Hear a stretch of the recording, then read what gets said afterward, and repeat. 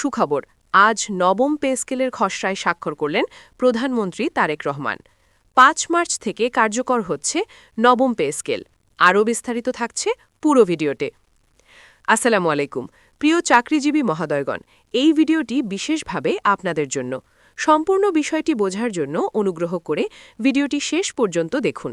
এ ধরনের গুরুত্বপূর্ণ আপডেট সবার আগে পেতে আমাদের এই চ্যানেলটি সাবস্ক্রাইব করে ভিডিওতে লাইক দিন। এই ঘোষণার মধ্য দিয়ে দীর্ঘদিনের অপেক্ষার অবসান ঘটল লাখো সরকারি কর্মকর্তা কর্মচারী ও পেনশনারদের। বহু জল্পনা কল্পনা, আলোচনা সমালোচনা এবং দাবি দেওয়ার পর অবশেষে বাস্তব রূপ পেল নবম পে স্কেলের খসড়া। স্বাক্ষরের সঙ্গে সঙ্গে পরিষ্কার হয়ে গেছে, এবার আর পিছিয়ে যাওয়ার সুযোগ নেই। নির্ধারিত তারিখ থেকেই কার্যকর হতে যাচ্ছে নতুন বেতন কাঠামো। নবম পে স্কেল নিয়ে শুরু থেকেই ছিল ব্যাপক আগ্রহ, কারণ বর্তমান দ্রব্যমূল্য বৃদ্ধি, জীবনযাত্রার ব্যয়, চিকিৎসা ও শিক্ষা খরচের চাপ সবকিছু মিলিয়ে একটি বাস্তবসম্মত ও যুগোপযোগী বেতন কাঠামোর দাবি দীর্ঘদিন ধরেই উঠে আসছিল। সরকারি কর্মচারীরা মনে করছিলেন সময়ের সাথে তাল মিলিয়ে তাদের বেতন ও ভাতা সমন্বয় করা প্রয়োজন। সেই বাস্তবতার প্রতিফলনই দেখা যাচ্ছে নতুন এই খসড়ায়। প্রধানমন্ত্রীর স্বাক্ষরের অর্থ হচ্ছে নীতিগত অনুমোদন সম্পন্ন। এখন প্রশাসনিক প্রক্রিয়া শেষে গেজেট প্রকাশের মাধ্যমে পূর্ণাঙ্গ রূপ পাবে নবম পে স্কেল। তবে কার্যকর হওয়ার তারিখ নির্ধারণ করে দেওয়ায় স্পষ্ট যে সরকার বিষয়টিকে অগ্রাধিকার ভিত্তিতে বাস্তবায়ন করতে চায়। নবম পে স্কেলে সম্ভাব্য পরিবর্তনের মধ্যে রয়েছে বেসিক বেতন বৃদ্ধি, গ্রেড পুনর্বিন্যাস, টাইম স্কেল বা সিলেকশন গ্রেড সংক্রান্ত নতুন নীতিমালা এবং বিভিন্ন ভাতার পুনর্নির্ধারণ। বিশেষ করে নিম্ন ও মধ্যম গ্রেডের কর্মচারীদের জন্য বেতন কাঠামোয় তুলনামূলক বেশি সুবিধা রাখার আলোচনা রয়েছে, যাতে বৈষম্য কিছুটা হলেও কমে আসে। এছাড়া বাড়ি ভাড়া ভাতা, চিকিৎসা ভাতা ও যাতায়াত ভাতার মতো গুরুত্বপূর্ণ খাতে সমন্বয়ের ইঙ্গিত রয়েছে।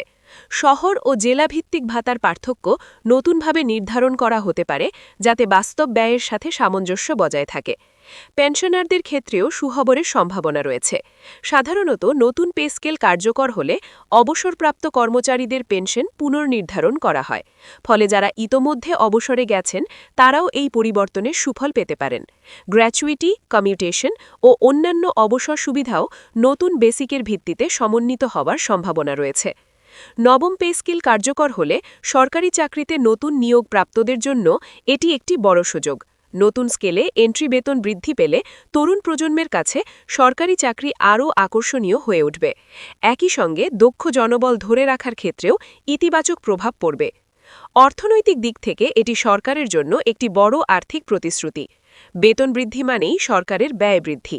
তবে সরকারের পক্ষ থেকে বারবার বলা হয়েছে, অর্থনীতির সক্ষমতা বিবেচনা করেই এই সিদ্ধান্ত নেওয়া হয়েছে। রাজস্ব আয় বৃদ্ধি, উন্নয়ন কর্মসূচির গতি এবং সামগ্রিক অর্থনৈতিক প্রবৃদ্ধির সাথে সমন্বয় করেই নতুন স্কেল নির্ধারণ করা হয়েছে। অনেকে জানতে চাইছেন, বকেয়া বা অ্যারিয়ার দেওয়া হবে কিনা। সাধারণত কার্যকর হওয়ার তারিখ থেকে হিসাব করে পার্থক্যজনিত অর্থ প্রদান করা হয়। যদি গেজেট প্রকাশে কিছুটা সময়ও লাগে, তবুও নির্ধারিত তারিখ থেকে হিসাব ধরে সমন্বয় করা হবে এমনই প্রত্যাশা করছেন সংশ্লিষ্টরা। গ্রেড ভিত্তিক বেতন কাঠামোয় বড় পরিবর্তন আসতে পারে। উচ্চপদস্থ কর্মকর্তা থেকে শুরু করে চতুর্থ শ্রেণীর কর্মচারী পর্যন্ত সবার ক্ষেত্রে একটি ভারসাম্য আনার চেষ্টা থাকবে। অতীতে দেখা গেছে উচ্চ গ্রেড ও নিম্ন গ্রেডের বেতনের ব্যবধান নিয়ে অসন্তোষ ছিল। নবম পে স্কেলে সেই ব্যবধান কিছুটা কমানোর উদ্যোগ থাকতে পারে। মহিলা কর্মচারীদের জন্য মাতৃত্বকালীন সুবিধা, বিশেষ ভাতা বা কর্মক্ষেত্রে সহায়ক নীতিমালার দিকেও নজর দেওয়া হতে পারে। একইভাবে দুর্গম এলাকায় কর্মরতদের জন্য বিশেষ প্রণোদনা ভাতা বৃদ্ধি করার দাবিও ছিল, যা খসড়ায় অন্তর্ভুক্ত থাকতে পারে। সরকারি চাকরিজীবীদের পাশাপাশি রাষ্ট্রায়ত্ত প্রতিষ্ঠানগুলোর কর্মচারীরাও এই সিদ্ধান্তের দিকে তাকিয়ে আছেন, কারণ অনেক ক্ষেত্রেই মূল পে স্কেলের সাথে সামঞ্জস্য রেখে তাদের বেতন কাঠামো সমন্বয় করা হয়। নবম পে স্কেল কার্যকর হলে বাজার ব্যবস্থায়ও প্রভাব পড়তে পারে। মানুষের হাতে অর্থ প্রবাহ বাড়লে ভোগ ব্যয় বৃদ্ধি পায়, যা সামগ্রিক অর্থনীতিতে গতি আনতে পারে। তবে একই সঙ্গে মূল্যস্ফীতির চাপ যাতে না বাড়ে সেদিকেও নজর রাখতে হবে।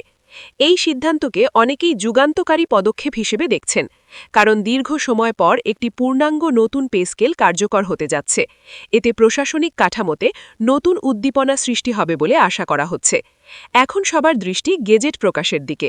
খসড়ায় স্বাক্ষর মানেই চূড়ান্ত প্রক্রিয়া প্রায় সম্পন্ন। আনুষ্ঠানিক প্রকাশের পরই স্পষ্ট জানা যাবে কোন গ্রেডে কত বেতন, কিভাবে ভাতা নির্ধারণ এবং পেনশনের হিসাব কিভাবে পুনর্গঠন হবে। সরকারি চাকরিজীবীদের সংগঠনগুলো ইতোমধ্যে সন্তোষ প্রকাশ করেছে বলে জানা গেছে। তারা আশা করছেন চূড়ান্ত গেজেটে তাদের দীর্ঘদিনের প্রস্তাবগুলো প্রতিফলিত হবে। সব মিলিয়ে বলা যায় ৫ মার্চ থেকে কার্যকর হওয়া নবম পে স্কেল দেশের লাখো পরিবারে নতুন আশার আলো নিয়ে আসছে। এটি শুধু একটি বেতন কাঠামো নয়, বরং জীবনমান উন্নয়নের একটি গুরুত্বপূর্ণ পদক্ষেপ। এখন অপেক্ষা পূর্ণাঙ্গ গেজেট প্রকাশ এবং বাস্তবায়নের দৃশ্যমান প্রভাব দেখার। নবম পে স্কেল কার্যকর হলে সরকারি চাকরিজীবীদের আর্থিক কাঠামোয় একটি নতুন অধ্যায়ের সূচনা হবে। নবম পে স্কেল কার্যকর হওয়ায় প্রশাসনের নতুন গতি সঞ্চার হবে বলে মনে করছেন সংশ্লিষ্টরা। দীর্ঘদিন ধরে জমে থাকা বেতন বৈষম্য দূর করার একটি বাস্তব পদক্ষেপ হিসেবেই দেখা হচ্ছে এই সিদ্ধান্তকে। নতুন বেসিক অনুযায়ী বার্ষিক ইনক্রিমেন্ট ও অন্যান্য সুবিধাও স্বয়ংক্রিয়ভাবে সমন্বিত হবে। অবসরপ্রাপ্তদের পেনশন পুনর্নির্ধারণের মাধ্যমে তারাও সরাসরি এই পরিবর্তনের সুফল পাবেন। চাকরির শুরুতেই তুলনামূলক বেশি বেতন পাওয়ায় তরুণ প্রজন্মের আগ্রহ আরও বাড়বে। দুর্গম ও বিশেষ দায়িত্বে থাকা কর্মচারীদের জন্য অতিরিক্ত প্রণোদনার বিষয়টিও গুরুত্ব পাচ্ছে।